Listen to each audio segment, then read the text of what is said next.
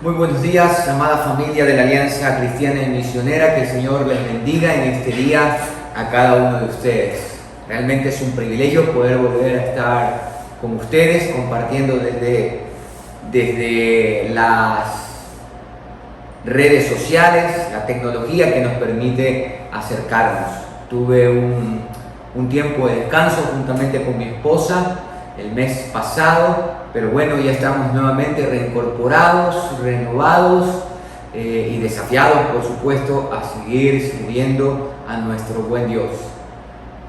Al igual que mi persona, seguramente usted tiene también mucho que testificar, mucho que decir con respecto a la bondad, a la misericordia y la provisión de Dios durante este tiempo. Mire usted que ya llevamos un poquito más de 260 días de constante súplica a nuestro Dios. Ininterrumpidamente hemos venido orando, clamando a Él por las diferentes y variadas necesidades que hemos tenido durante estos ya 9 meses. Entramos al 9º mes en este año que seguramente habrá marcado la vida de ustedes, la vida de sus familias, y en sí ha marcado la vida de este mundo como se la llevaba. Ya hoy el mundo es distinto, la manera de vivir es distinta, está por demás decirlo, pero es palpable ver cuando salimos a un lugar que las cosas ya no son como antes. Y aunque las cosas cambian, amados, aunque las cosas, las circunstancias son cambiantes, nuestro Dios permanece para siempre, su palabra permanece para siempre, Él es eterno. Dios no ha cambiado. Las circunstancias pueden cambiar, las personas pueden cambiar, los gobiernos cambian siempre, el ser humano es así, pero Dios no cambia, Dios es inmutable, sus promesas, su fidelidad permanecen siempre fieles, inmovibles y dispuestas para cada uno de nosotros, sus hijos. De allí el llamado que se nos hace a confiar, a depender en Él. Qué lindo que durante todo este tiempo hemos estado en su presencia, clamando a Él como una sola familia, en una sola voz. Y creemos firmemente, si pudiésemos en algún momento, qué sé yo, reunirnos presencialmente y conversar con todos aquellos que han puesto su petición de oración en el chat y conocer de cerca la respuesta de Dios a todo eso, seguramente tendríamos que tener un largo tiempo para escuchar esos miles, cientos de testimonios de cómo Dios ha respondido a nuestras necesidades. Quizás no como lo pensábamos, pero de que Él ha respondido y recuerden, amados, que los pensamientos de Dios son mucho más altos que nuestros pensamientos. Nosotros anhelamos cosas, queremos cosas, queremos que se hagan de tal o cual manera, pero sus pensamientos son mucho más altos, sus propósitos son mucho más grandes y podemos estar confiados plenamente de que en su voluntad Él hace todas las cosas de forma buena, de forma agradable y de forma perfecta. Que Dios nos ayude, que su Espíritu Santo afirme eso en cada uno de nuestros corazones. Quiero invitarles esta mañana, vamos a tener la lectura bíblica en el libro de Proverbios, en el capítulo 10. Proverbios 10. Tenga abierta allí su Biblia, pues, y vamos juntos a meditar en lo que dice este capítulo de Proverbios. El hijo sabio alegra a su padre, el hijo necio entristece a su madre. Las riquezas malvadas no son de provecho, pero la justicia libra de la muerte. El Señor no deja que el justo pase hambre, pero rechaza la iniquidad de los impíos. Las manos negligentes llevan a la pobreza, las manos diligentes conducen a la riqueza. Cosechar en el verano es pensar con sensatez, dormirse en la cosecha es no tener vergüenza. La cabeza del justo se cubre de bendiciones, la boca de los impíos encubre violencia. Recordar a los justos es una bendición, nombrar a los impíos resulta repugnante. El sabio de corazón hace suyo los mandamientos, el necio de labios acabará por caer. El de vida íntegra vive confiado, el de conducta perversa será descubierto. El que guiña el ojo acarrea tristeza, el necio de labios será castigado. La boca del justo es un manantial de vida, pero la boca del impío disimula su violencia. El odio despierta rencillas, pero el amor cubre todas las faltas. La sabiduría se halla en labios del prudente, la vara es para las espaldas del falto de cordura. Los sabios atesoran el conocimiento, la boca del necio es calamidad cercana. El rico se atrinchera tras sus riquezas, el pobre se refugia en su pobreza. Con sus obras el justo se gana la vida, con sus frutos el impío se dedica a pecar. Acatar la corrección conduce a la vida, desechar la reprensión es perder el camino. Miente quien disimula su odio, es un necio quien propaga calumnias. En las muchas palabras no falta el pecado, el que es prudente refrena sus labios. La lengua del justo es plata escogida, la mente impía es lo mismo que nada. Con sus labios el justo dirige a muchos, los necios mueren por falta de cordura. La bendición del Señor es un tesoro, nunca viene acompañada de tristeza. El necio se divierte cometiendo maldades, el sabio se recrea con la sabiduría. El impío es víctima de sus grandes temores, los justos reciben lo que más desean. El malvado pasa como un torbellino, pero el justo permanece para siempre. El que envía a un mensajero perezoso se echa vinagre en los dientes y humo en los ojos. El temor del Señor alarga la vida, pero los años del impío son acortados. La esperanza de los justos es su alegría, la esperanza de los impíos se esfuma. El camino del Señor fortalece al perfecto, pero destruye a los que hacen el mal. El justo jamás tendrá un tropiezo, pero los impíos no habitarán la tierra. De la boca del justo mana sabiduría, pero la lengua perversa será extirpada. Los labios del justo dicen palabras gratas, la boca de los impíos arroja perversidad.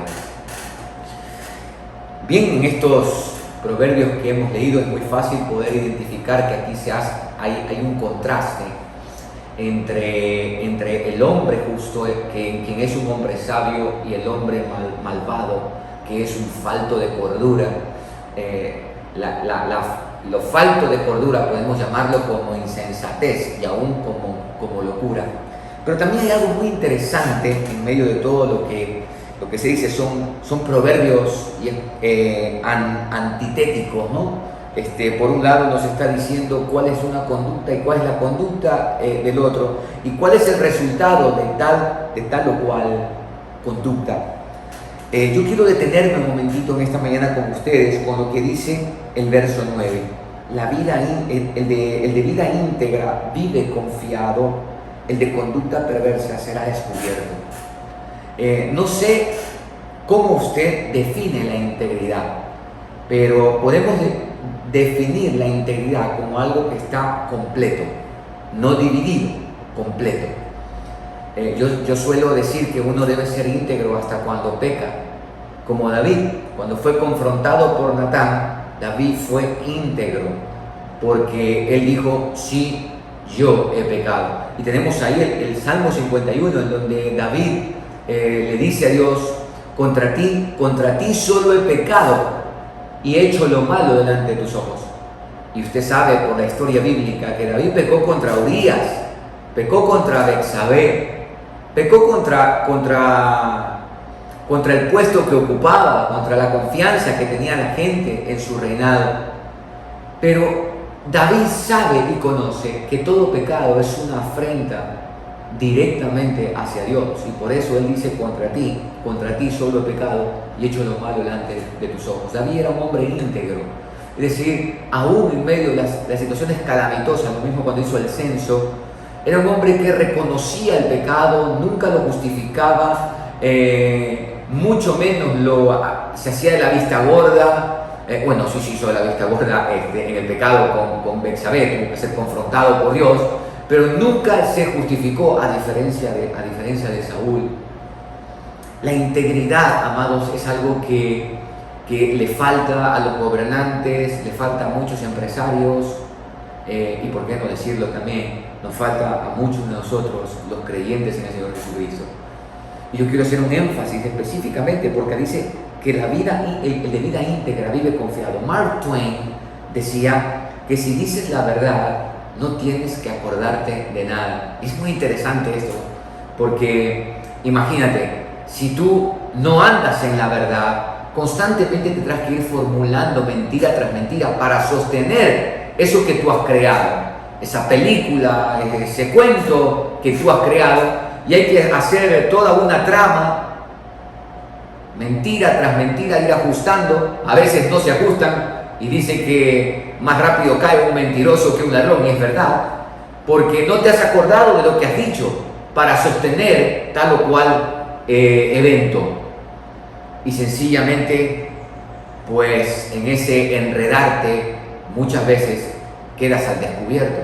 Pero Mark Twain decía que si tú dices la verdad, no tienes que acordarte de absolutamente nada de lo que dijiste, pues has andado en la verdad, has dicho la verdad. Dicho de otra manera, es una vida íntegra, una vida completa, no dividida. Hay 3 razones por las cuales puede fracasar un proyecto. Hay 3 razones por las cuales fracasa un matrimonio, un negocio, un ministerio también, por supuesto. Hay 3 razones por las cuales pueden fracasar. La primera es por un error de cálculo. ¿A qué me refiero con un error de cálculo? Pues, como dijo el Señor Jesús, no te pusiste a pensar en el costo que representaría tal o cual situación. No te pusiste a pensar en el costo que representaría, que representa el matrimonio. No te pusiste a pensar en el costo que representaría entrar en ese negocio. No te pusiste a pensar en el costo que representa hacer tal o cual cosa. Y por lo tanto, no calculaste bien y fracasó. La segunda razón por la cual puede fracasar es por un cambio de ambiente o de situación. Usted sabe que por motivo de la pandemia, muchos negocios fracasaron. Nadie, absolutamente nadie estimó o se imaginó que esto vendría. Que habrían aproximadamente de 5 a 7 meses de parar en las actividades económicas. Las naciones no se lo imaginaron, y triste porque aquellas naciones que no previeron y por lo tanto no proveyeron para una situación como esta. Y hablando desde la nuestra, pues viven lo que nosotros hemos vivido, sumado a la inmensa corrupción de quienes nos presiden en el poder. Entonces las circunstancias también, el cambio de ambiente o el cambio de situación puede llevar a fracasar. Mire usted que yo estaba leyendo que un matrimonio decía que la pandemia los había llevado al divorcio. Bueno, no estoy para nada de acuerdo con eso. No creo que la pandemia pueda llevar al divorcio. Más bien creo que la pandemia afloró, sacó a la luz lo que realmente hay en el corazón. Las crisis tienen esa connotación, esa particularidad de mostrar lo que realmente hay en el corazón del hombre. Y lo que le estoy diciendo es un concepto bíblico. Pablo, cuando escribe a los Corintios, dice: y en verdad creo y hasta debe haber conflictos entre ustedes para saber los que son aprobados.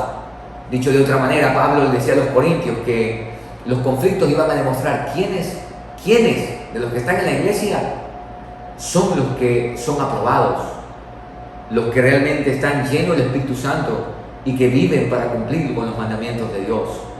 Bueno, una de las cosas por las cuales pueden fracasar, entrando nuevamente en esto, es por un cambio de ambiente o situación. Y la tercera razón, y creo yo una de las más importantes por las cuales puede fracasar un negocio, puede fracasar un proyecto, cualquiera que este sea, es por la falta de integridad. Por la falta de integridad fracasan los matrimonios, por la falta de integridad fracasan los proyectos, por la falta de integridad fracasan los proyectos políticos. Grandes empresas han fracasado por la falta de integridad. Solamente esto es vox populi, todos lo sabemos, pero toda esta trama de corrupción de Odebrecht, no solamente en nuestro país, sino a nivel de toda Latinoamérica. Y si usted ha leído o se ha informado acerca de esto, usted sabrá que todos, absolutamente todos, los representantes de Odebrecht, la Junta General de Accionistas, todos los gerentes, todos los mandos, todos aquellos que están involucrados directamente en la administración de esta gran empresa constructora, absolutamente todos tienen títulos de cuarto nivel, especializaciones, doctorados. ¿Y qué ha pasado? Dijo alguien por allí que eran corruptos bien educados. Amados, es que realmente la falta de integridad no tiene que ver con el conocimiento que tú tengas, para nada. No tiene que ver con los títulos que tú tengas. No hay título y no hay formación académica que te dé integridad. La integridad solamente viene como el resultado de vivir en una comunión con Dios. Y por eso dice el proverbista acá que el de vida íntegra vive confiado, no solamente porque anda en la verdad, sino porque Dios, y es lo que vemos en el pasaje, Dios es el que va delante de él. Dios es el que abre puertas y cierra puertas. Dios es el que le alarga la vida, mira. Dice, por ejemplo, ahí el 27, el temor del Señor alarga la vida. Claro, el íntegro vive pues en los mandamientos, no los menosprecia, no los rechaza. Verso 8, el sabio de corazón hace suyo los mandamientos. ¿Y integridad en qué cosas vemos en el pasaje? Por ejemplo, vemos integridad en las palabras. El verso 11 dice, la boca del justo es manantial de vida. ¿Y a qué nos referimos con integridad en las palabras? No propagar calumnias, como dice el verso 18. No andar vociferando, es decir, ser lengua floja. Hay un proverbio chino que dice que el hombre es dueño de lo que calla y esclavo de lo que dice. En Proverbios también encontramos esta instrucción: no dejes que tu boca te haga pecar. El hombre íntegro, la mujer íntegra, refrena su lengua, no vocifera, no propaga calumnias, no anda metido en absolutamente nada de chisme. Más bien, cuando habla, lo hace para dirigir según la verdad. Mira el verso 31. Con sus labios el justo dirige a muchos. Es decir, que la boca del hombre íntegro, de la mujer íntegra, se convierte como una lámpara en medio de la oscuridad para dirigir a las personas de tal manera que sean encaminados en la verdad, en la senda de la verdad, en la senda de la justicia. Verso 32. Los labios del justo dicen palabras gratas, es decir, palabras que edifican, palabras que desafían, palabras que llevan a las personas a pensar en su conducta, en la manera como están respondiendo a las diferentes circunstancias de la vida, y les encaminan, les edifican, les dan ánimo. Tal como dice el proverbio también, las palabras de los justos son como medicinas en el cuerpo. Integridad en las palabras y también integridad en su manera de obrar, en su manera de conducirse. Dice el verso 16 allí: con sus obras el justo se gana la vida. Sí, ese trabajo en el trabajo es diligente, tal como dice el verso 4, las manos diligentes conducen a la riqueza. Mire, en el caso del hombre íntegro, la mujer íntegra, la riqueza es una consecuencia, no es una búsqueda. Ojo con eso, porque tristemente, amados, y aún esto se ha permeado en la iglesia con las famosas declaraciones y pactos, lo que se busca es la riqueza. Amados, la riqueza no es un fin para el justo, para el hombre íntegro. La riqueza es una consecuencia de la diligencia. Siempre nuestro querido pastor, presidente David Mutre, él constantemente nos recordaba a nosotros en las aulas de clase. Yo tuve el privilegio de que él me diera clases en el seminario de discipulado y también de iglesia crecimiento. Y él constantemente nos hablaba del resultado de la diligencia. Y bueno, Proverbios habla muchísimo del diligente, ¿no? El diligente se codea con reyes, es decir, con las personas que están en puestos de autoridad. y se nos desafía a mirar la diligencia de la hormiga, del conejo, entre otras cosas. Amados, el hombre o la mujer íntegra no solamente se conduce sabiamente con sus palabras, sino también en su obrar, es diligente, es prudente, tal como dice ahí el verso 13. La sabiduría se halla en labios del prudente, no se conduce con locura, es prudente, calmado, calmada, piensa antes de actuar. Algo así como el pensamiento me parece que es Descartes el que dijo esto, si me equivoco, bueno, después lo remediaré, pero bueno, el pensamiento lo recuerdo muy bien, decía, primero pienso, luego existo. Si él piensa, somos pocos los que pensamos antes de actuar. El íntegro piensa antes de actuar, piensa antes de tomar una decisión, como se conduce según la verdad, como se conduce íntegramente, como acata los mandamientos de Dios y los tiene en cuenta, pues piensa antes de tomar cualquier decisión. Cuando hablamos de integridad en su obrar, también hablamos de la búsqueda del conocimiento, tal como dice el verso 14. Los sabios atesoran el conocimiento, no andan vociferando, son diligentes, son prudentes y atesoran el conocimiento. ¿Y a qué conocimiento se refiere aquí? Al conocimiento, pues, en el sentido general. El conocimiento es riqueza. Y no solamente hablo nuevamente de riqueza material, sino riqueza de pensamiento.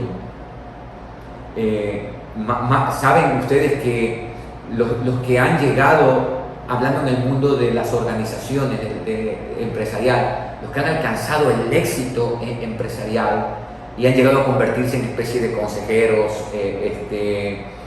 con respecto a ciertas decisiones, ganan muchísimo más que el sueldo que tengan en tal o cual empresa, ganan muchísimo más por el consejo que ellos pueden dar.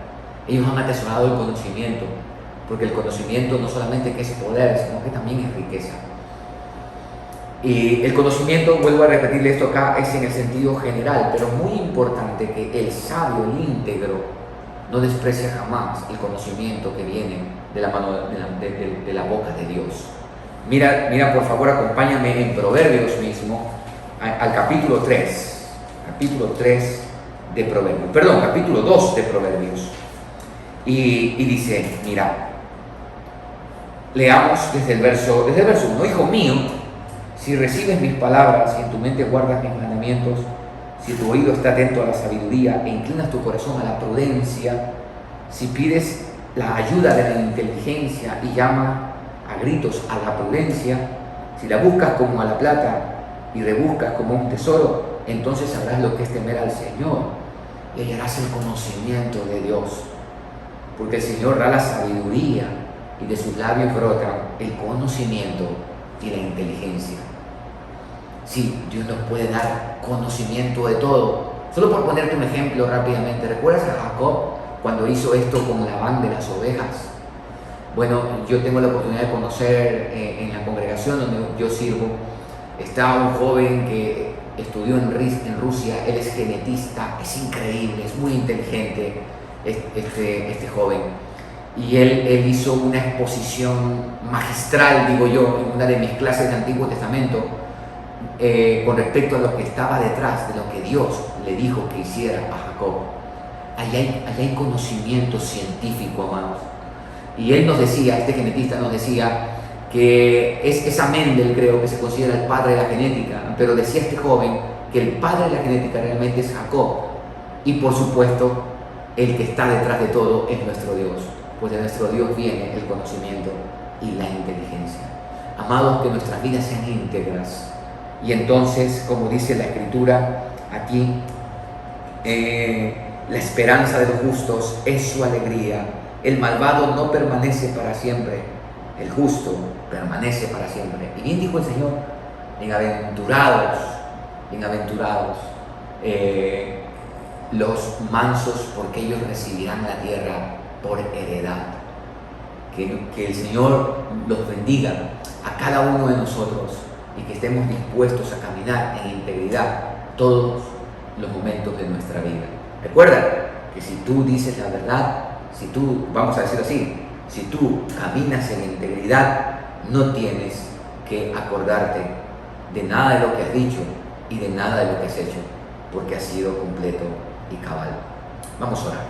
Señor, muchas gracias por tu palabra en esta mañana, por plantearnos este gran desafío, Señor. Te bendecimos. Gracias por tu palabra.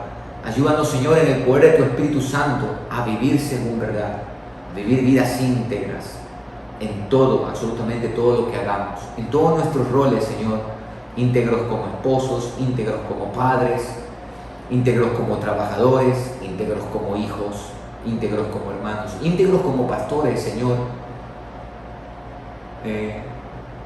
Guárdanos, Señor, de la insensatez, de la imprudencia, de la falta de cordura, pues nos has llamado y nos has dado, por decirlo de esta manera, una gracia sobreabundante al llamarnos a servirte. Señor, desde ya te ruego para que no solamente ruego por el miembro común de la iglesia que asiste, que va, que sirve.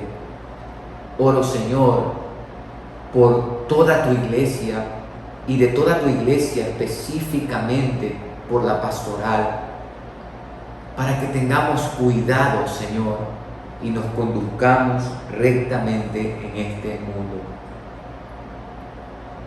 Padre, es muy triste cuando los pastores caen, cuando un miembro, un líder cae, y el grito del mundo es: ahí están, y dicen que conocen a Dios.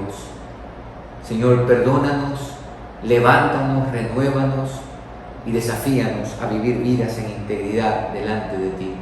Te damos gracias, Dios, por darnos este tiempo, estos 265 y un poquito más de días en que hemos estado continuamente orando y clamando a ti.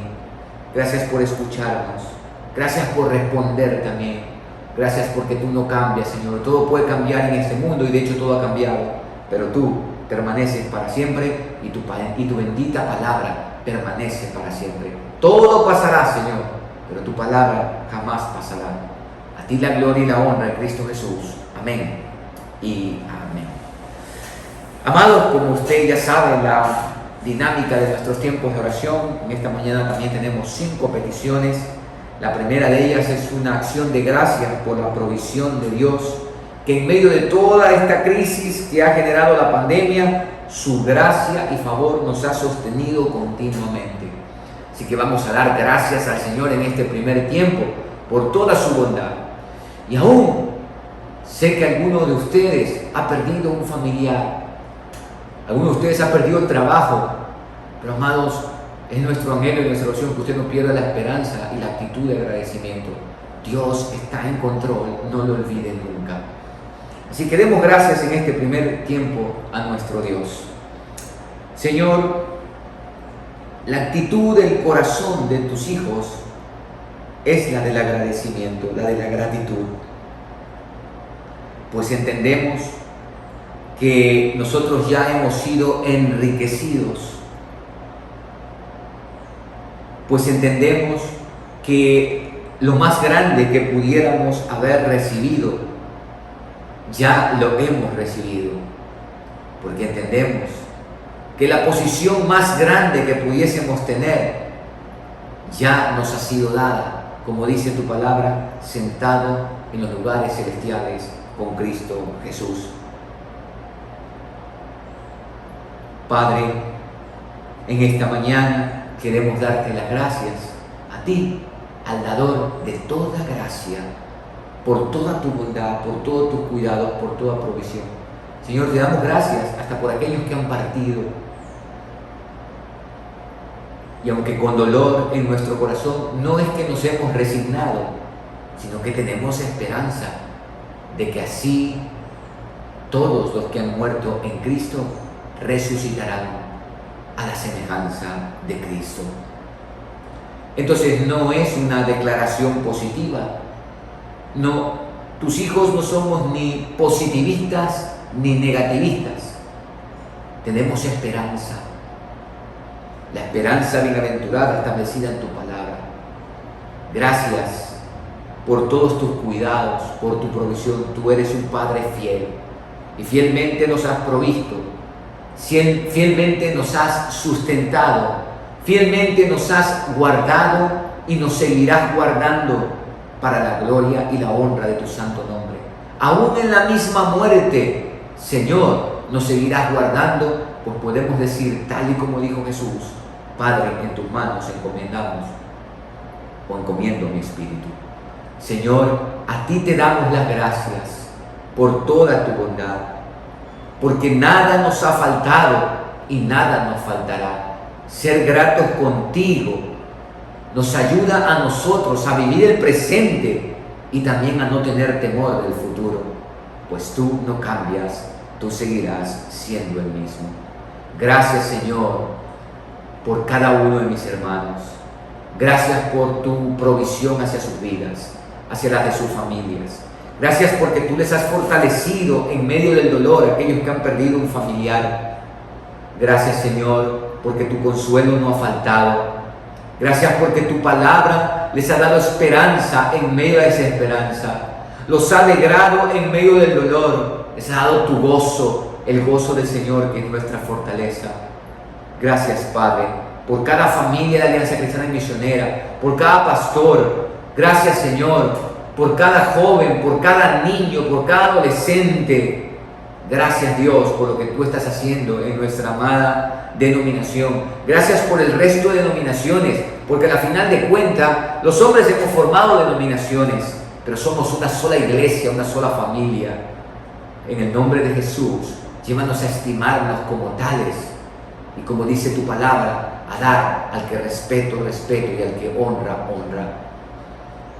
Gracias, Padre, por todas tus bondades recibidas, las que estamos recibiendo y las que vendrán, pues estamos seguros de que ni la muerte ni la vida, ni los ángeles ni los principados, ni lo presente ni lo porvenir, ni lo alto ni lo profundo, ni ninguna otra cosa creada nos podrá separar de tu amor, que ha sido manifestado plenamente en Cristo Jesús, en el nombre de quien te damos gracias.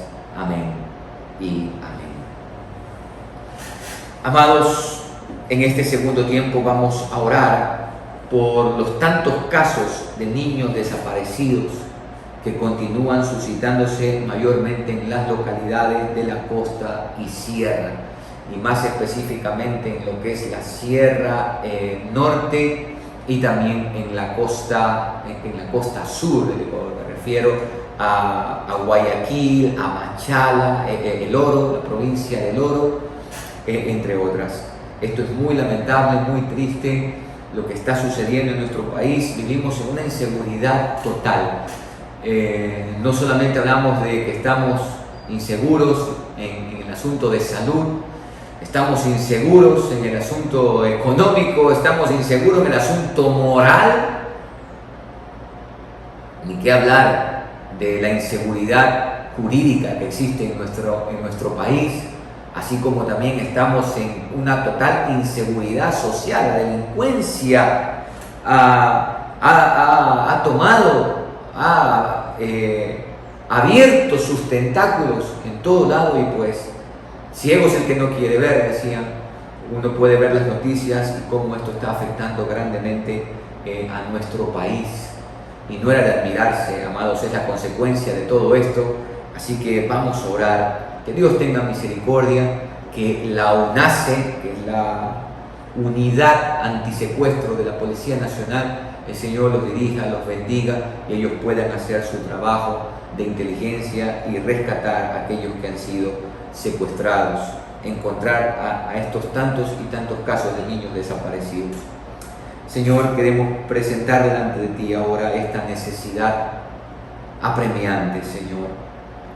Los tentáculos de la delincuencia en todas sus formas han hecho cabida en nuestra sociedad. Y ya lo anticipábamos, Señor. Decíamos que una de las cosas de la pandemia, por la crisis de trabajo, hay hambre, hay tantas cosas, Señor, alrededor de esto, y que se iba a levantar delincuencia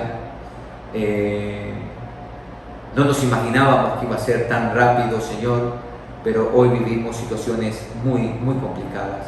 Y hay tantos casos de niños desaparecidos, mayormente en la Sierra Norte y Central, y asimismo en la costa sur. Y te rogamos en el nombre de Jesús, primeramente, que tú uses a la UNACE, que bendigas a todos aquellos que pertenecen a esta unidad y que puedan hallar a los niños desaparecidos. Oramos, Dios, para que tú de alguna manera reconfortes el corazón de esos padres en medio de algo tan doloroso. Decía, Señor, mi madre, que ella prefería tener un hijo muerto y no un hijo desaparecido, porque al final muerto uno ya sabe que murió y dónde está, pero un hijo desaparecido no sabemos en qué condiciones puede estar, y es un dolor profundo para los padres. Te pedimos en el nombre de Jesús que tu gracia, que tu consuelo, que tu paz que sobrepasa todo entendimiento esté en sus corazones, oh Dios, y que tú tengas misericordia. Tú sabes dónde están esos niños y creemos firmemente que tú puedes obrar, Señor, que tú puedes mover todas las cosas y en tu gracia, en tu misericordia, permitir que esos niños vuelvan a sus hogares. Te lo pedimos con todo nuestro corazón, Señor, rogándote a ti por esto, pues tú tienes, Señor, el control de todo, Padre. Gracias en el nombre de Jesús. Amén y amén. Hermanos, vamos a orar en este tercer tiempo por las personas que tienen ingresos económicos mínimos y algunos también que no tienen ni siquiera el mínimo. No tienen absolutamente nada.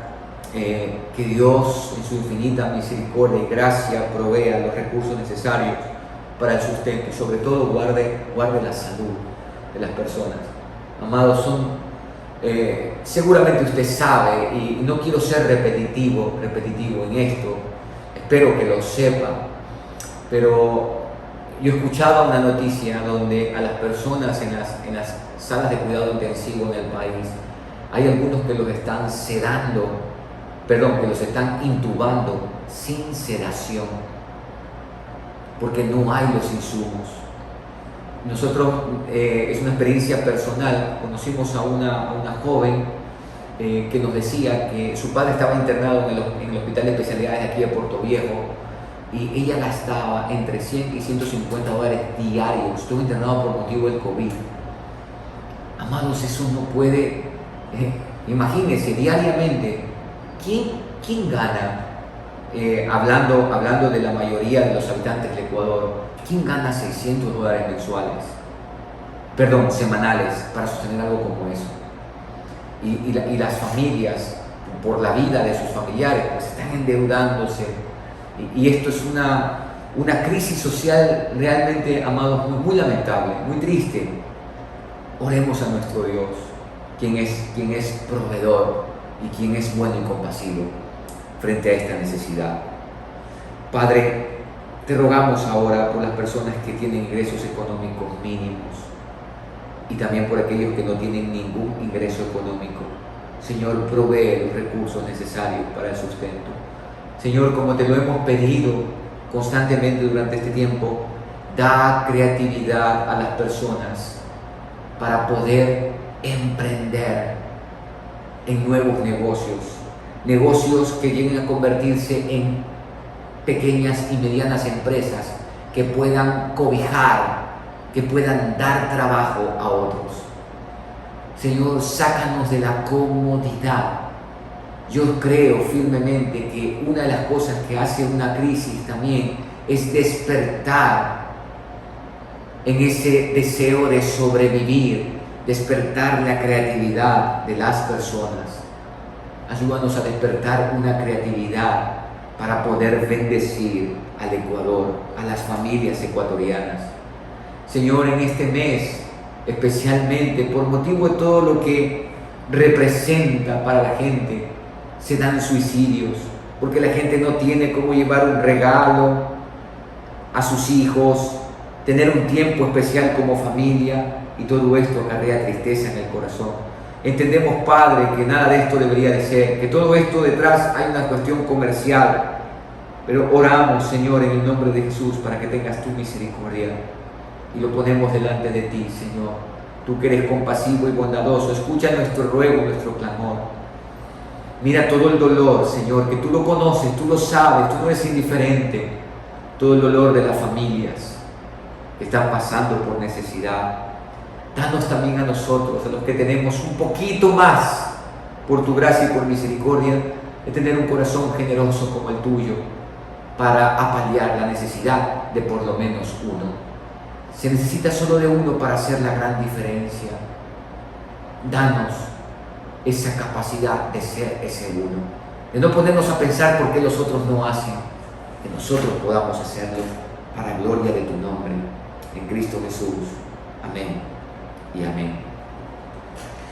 Amados, esta cuarta petición está muy ligada a lo que acabamos de orar, y es orar por el sustento económico de los pastores y ministros encargados, misioneros y demás siervos del Señor, no solamente de la Alianza Cristiana y Misionera, que ya allí son una gran cantidad, amados, sino de todos los pastores a nivel nacional.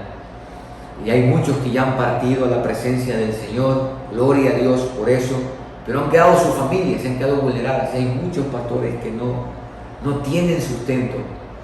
Amada iglesia, usted que está conectada, que está escuchando, que está orando, cuide de sus pastores o de su pastor. Sean fieles, amados, a lo establecido por el Señor en su palabra. Cuidar al pastor no es solamente que usted ore por él, que le dé una palabra de aliento, de afirmación. Los pastores necesitan también comer, proveer para los suyos, y usted está llamado, usted está llamada a ser diligentemente mayordomo de los recursos que Dios le ha dado. Honre al Señor, y por tanto, cuando usted hace eso, las iglesias podrán tener los recursos para sostener las necesidades de su o sus pastores. Así que aquí les planteo el desafío, amados, y si por alguna razón, porque estamos al aire en una red social, hay alguien que está escuchando esto y como siempre hay el ataque, mira, si tú no tienes al Señor en tu vida, si tú no conoces la palabra, tú no tienes nada, absolutamente nada que hablar o opinar al respecto. Estas son cosas que son demasiado grandes para ti, que tú no las puedes discernir espiritualmente.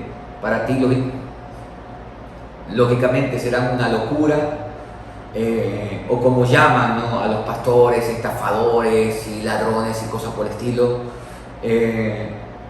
Tú no tienes que opinar al respecto. Esto no es para ti. Este es un llamado que Dios hace a sus hijos, a aquellos que creemos firmemente en lo que Él ha establecido en su palabra, aquellos que no despreciamos sus mandamientos. Hago este llamado a la iglesia del Señor a ser coherente y buenos mayordomos de los recursos que Dios en su gracia nos ha dado. Vamos a orar. Padre, ahora te rogamos por nuestros consiervos, pastores y ministros encargados, misioneros y demás siervos tuyos que constantemente o han dedicado sus vidas para servirte a ti. Señor, tú en tu palabra dices que nadie se presentará a ti con las manos vacías, y nadie se presentará a ti con las manos vacías porque tú eres que las llenas.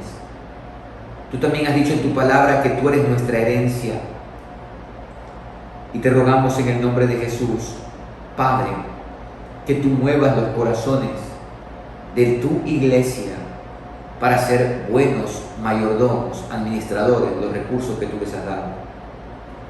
Señor, si bien es cierto, por los malos ejemplos, el ministerio pastoral ha venido en decadencia. Y hoy, tristemente, decir que uno es pastor da hasta como una especie de vergüenza. Sí, Señor, nuestra es la vergüenza, nuestra es la confusión. Nosotros hemos tomado decisiones para que la gente piense así, y te pedimos perdón. Y venimos delante de ti como vino David. Sí, Señor, contra ti hemos pecado y hemos hecho lo malo delante de tus ojos. Por esos ejemplos, oh Dios, todos hemos caído en un mismo saco y no estamos diciendo que somos mejores. Ayúdanos, Señor, a ser fieles a ti.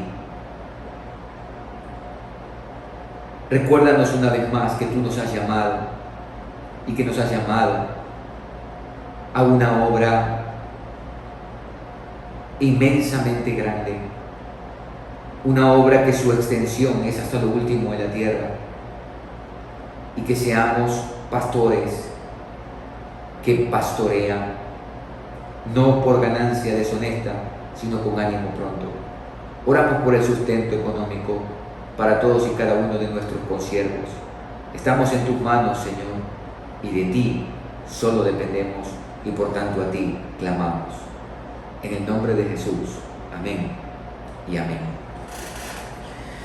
Y en este quinto y último tiempo de oración, hermanos, vamos a orar por las mujeres ecuatorianas que increíblemente, una de las cosas que ha sucedido en esta pandemia, sufren de violencia intrafamiliar de mano de sus esposos. Usted ha sido testigo de los últimos casos de femicidio también, pero bueno, personalmente yo no me admiro de lo que sucede en las paredes de aquellos, dentro de las paredes de aquellos que no conocen del Señor. Lo terrible, amados, es que esto suceda dentro de los hogares de aquellos que decimos conocer al Señor. Y hay que orar por esto, hay que orar por esta violencia contra la mujer. No se necesita tener un día, porque se recordó el día miércoles de la semana anterior, el día de la violencia contra la mujer. Y ahí, bueno, se dan toda especie de manifestaciones, bueno, como el mundo mismo lo hace, ¿no? Como van a celebrar Navidad sin tener en cuenta lo que eso significa, como celebran cada una de las fiestas sin tener en cuenta lo que eso significa, así, de la misma manera.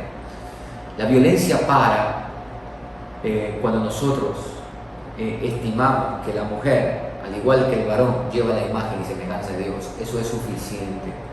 El solo hecho de saber que mi esposa lleva la imagen y semejanza de Dios es suficiente motivo para yo no violentarla, porque violentarla sería violentar también esa imagen de Dios. Así que, amados, amadas, si usted está sufriendo algún tipo de violencia, en primer lugar denúnciela, no tenga temor. Si usted que me está escuchando es el agente de violencia, arrepiéntase y vuelva al Señor. Lastimosamente la masculinidad en este tiempo ha sido socavada. ¿Sabe por qué? Porque nosotros, los varones, no entendemos lo que es ser varón. Y por ahí hay algunos que dicen que yo soy el macho alfa dominante y todo esto, estos conceptos del mundo que se han permeado en nuestra mente, corazón y actitudes, en lugar de ser los varones que somos cabeza. Hay algo, yo no tuve la oportunidad de viajar a Milagro y estar en el matrimonio de la hija del pastor David Mutre, de Michelle. Seguramente ustedes, al igual que yo, lo vimos por las redes, por la transmisión en vivo. Y hay algo que me llamó mucho la atención de nuestra querida hermana Isabel, esposa del pastor David. Me fascinó. Si está escuchando a la hermana Isabel, sépanlo, mi querida hermana, me fascinó, me dejó impactado y fue lo que más me llevé de esa hermosa celebración. Como ustedes mismos lo dijeron, un matrimonio para la gloria de Dios. Las palabras que usted le dijo a su yerno, ella le dijo a su yerno, hoy Dios te corona como cabeza. Eso a mí me quedé impactado, impresionado, y la grabé en mi mente y también en mi corazón. Amados, los que tenemos la gracia de ser esposos, Dios nos ha coronado como cabezas, no para violentar, sino para bendecir. Vamos a orar por esto, amados, a ponerlo delante de Dios, y el cambio empieza por nosotros. los varones. Señor, es muy lamentable lo que se vive en el Ecuador y en el mundo entero. La violencia contra la mujer de mano de aquellos que deberían protegerlas. Hemos visto con tristeza tantos casos, oh Dios, muy lamentables. Y es todavía más duro y más triste cuando vemos los casos dentro de aquellos que dicen conocerte. Realmente no sé si te conozcan, pero oramos, Señor, para que se arrepientan y se vuelvan a ti.